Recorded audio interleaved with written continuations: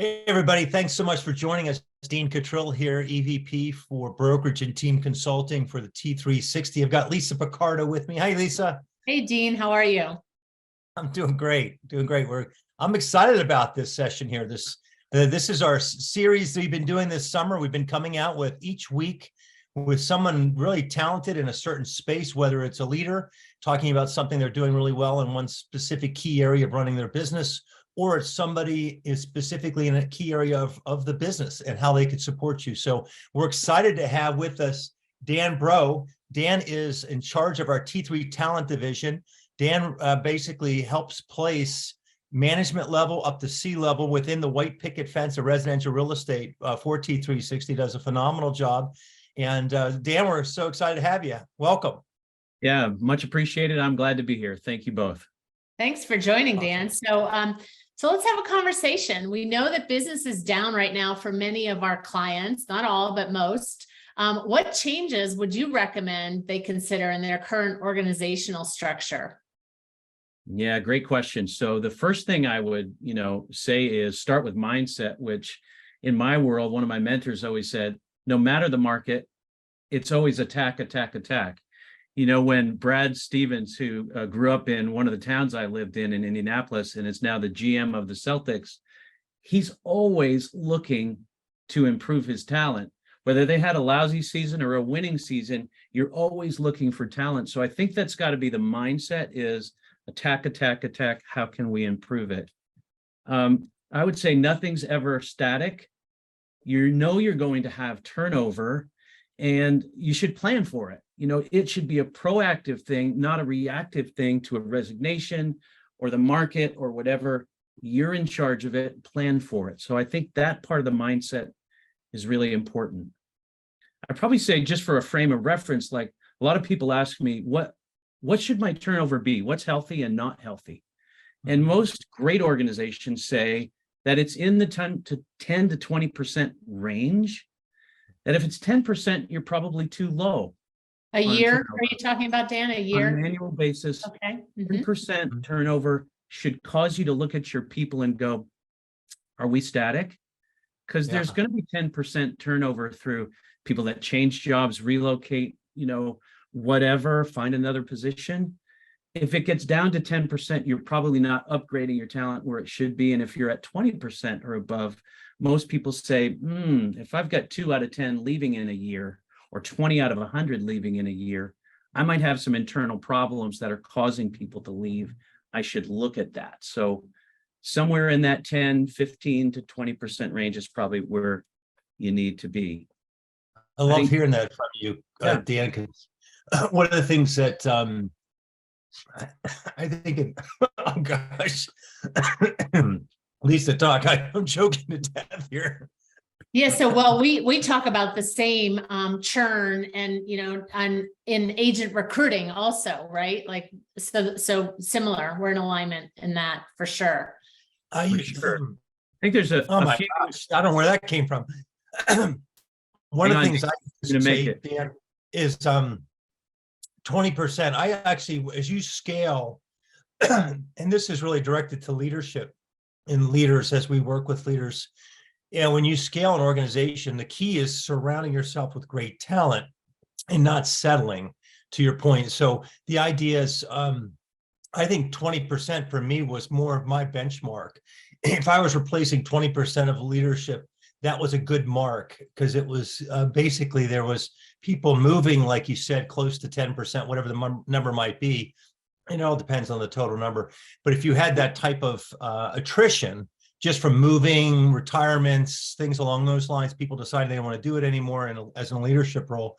And then you have about 10, 15% of people aren't performing. Sure. And then you have to performance. You have to. So let's talk about that, about reviews. What do you recommend for that, Dan? Yeah, thank you, Lisa and Dean. I would say that, regular reviews of the talent, it ought to become just part of the warp and woof of your operational practice as you lead your company. It shouldn't be a surprise that you're sitting down to talk about people and their performance. So it should be quarterly, biannually. Like, as I'm talking to clients that we serve, it's a regular part of my discussion to say something like, recently, hey, you just finished your 6 months performance reviews. Are you on track to hit your goals with the people that you have?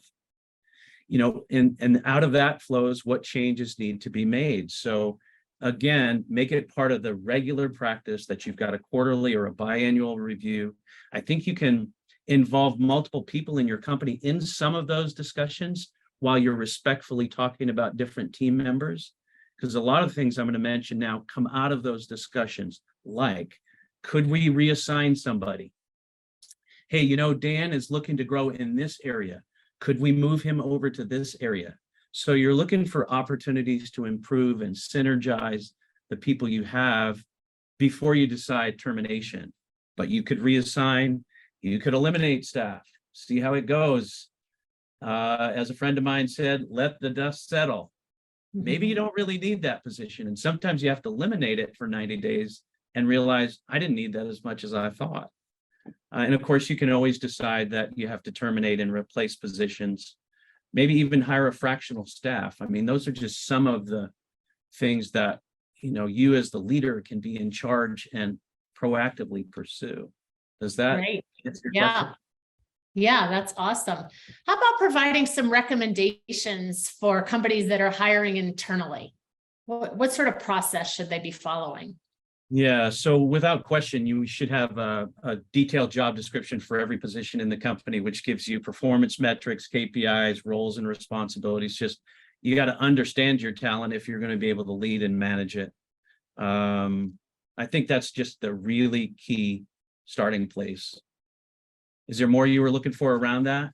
Yeah, I mean, just like, I know when we go through in our T3 Fellows program, you do our talent module, we have like a 10-step process of everything, and that they should be doing the same thing with every candidate, right? Whether it be screening and interviewing and all, all the process.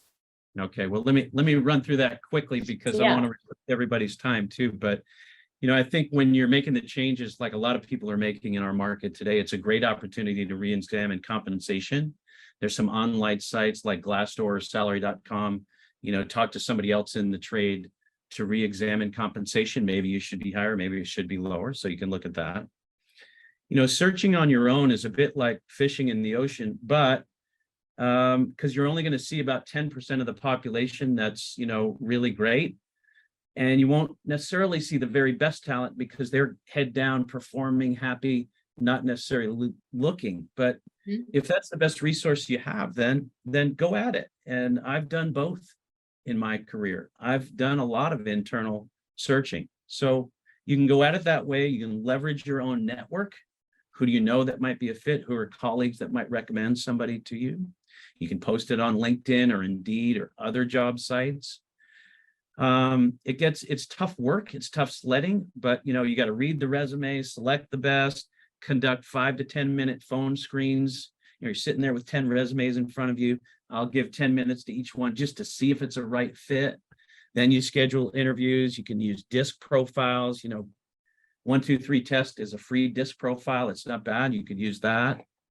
And then thorough interviews face-to-face or Zoom. And then a 90-day review is the final thing I would say. Did we hire the right person or not? Make your decision and move on. One thing I know you talk about, Dan, and I think it's extremely important that everyone that's watching this understands in the hiring process, we all have something that's called confirmation bias. And so typically when you start off in a process of talking to a candidate, like you said, 10 resumes, and you go through it, and then you start talking to someone, you're like very quickly in your mind, in the first, 30 seconds to about a minute and a half, you can, in your mind, you say, I really like this person. And then the next 20, 30 minutes of that conversation, you're confirming that you're right. You're convincing yourself that you're right. And one of the challenges that you end up doing is because that 30 to 30 second to a minute and a half, you're putting somebody in a position that potentially might not be the best person or the right person. So that's a fantastic point. I think we are wired somehow to fall in love easily, but our divorce rates would tell us that we're not always as discriminating as we need to be. So the best solution to that, Dean, I think, is involve other people in your decision-making process, have other people review the resume, have other people interview them, and, choose people on your team to interview a candidate who aren't going to agree with you, because we can all do that. Mhm. But choose some people that, don't think like you do and are going to screen them. I think one of the things I've heard over the years is that Google, for example, does not let the supervisor hire their person. Another team of people Oh, will hire that interesting. individual. And I that don't know about that. fully, That's interesting. I would freak out if that was me and I was, he said, here's your new hire. I'd go nuts over that. But Yeah, that's the commitment to eliminating, any bias in the hiring process. awesome. So one last question before we wrap, and it's a big one. I mean, we always hear that competition is really tight for leadership, and one of the things many of our owners say is that finding that manager or leader is like finding a unicorn, that has all the skills that they want and need, whether it be recruiting and cultivation and, deal doctoring and like whatever, running the company, operations. So, so what are your thoughts on recommendations on how to find that strong leadership candidate? Sure. So look, when it comes to unicorns, I would say we all have to remember that there's no perfect employer and there's no perfect candidate. Perfection just doesn't exist, including me. So you kind of have to start with that premise. And I'd probably argue a little bit that what you described to me sounds more like a recruiting process problem than people thinking, hey, there's really no great talent out there. Like, that's just not true. Often when somebody resigns or we're surprised by a resignation, we go into this mode, a little bit of panic, like, I got to find somebody, I got to do it fast, and then you start looking and you realize you don't have a firm plan. You don't have a job description with KPIs. You actually don't recruit people very often. So I think it's a recruiting process and planning problem, and you got to start with that and be ahead of the curve before it happens. There is great talent out there. Good. Well, that's a great little opportunity for me to pitch your services, Dan, for T3 Talent. You can help for sure. And Dean, do you want to talk for a minute just about some offerings that we have for brokerage consulting? I would. One additional plug on Dan is if you're currently performing and you like where you are, we still have the ability actually to put out your insight, who you are, to the market. So that's something that's like a reverse, where it's like you don't have a position, so you can reach out to Dan and say, you know what, here's my resume, and he could shop that confidentially and see what else might be out there. So that's another service. Just want to make sure that we get that out. So in recapping, Dan, thank you so much. Really appreciate the insights from your perspective on the hiring of great talent and supporting that. If anybody has any interest or need in that space, reach out to Dan. You can always reach out to us, and we'll move here, forward you right over to Dan. In basically recapping and highlighting our services within T360 Brokerage and Team Consulting, we do have several programs and offerings. Really depends. These are all leadership based. We have a fellows program. It's an MBA style program. We support leaders through a process of 10 specific key areas of running a business. Foundationally, we go through a couple exercises, and then we move into growth, and then we move into scale. We touched on a couple of those things here with our conversation with Dan. We also have a full audit of your business, annual business review. Audit sometimes scares leaders, but if you want to see exactly how your business is performing and benchmarking, and we'll talk to you about best practices in key areas, we do that. That's a very high return, high value exercise. And then we also have one additional offering right now because of the compensation lawsuits. If you're currently kind of questioning, are you prepared in the buy side? No matter what happens with these compensation lawsuits, we'll do a buyer agency assessment of everything you have in that space, evaluating the total revenue along with everything else, and forms, training, your website. Are you positioned well actually today to take full advantage of this area of the business, but also no matter what happens with the lawsuits. Awesome. Well, we're here if you need us. Thank you. Thanks again, Dan. Great seeing you, Dean. Take care. Guys, all take care. Have a great day.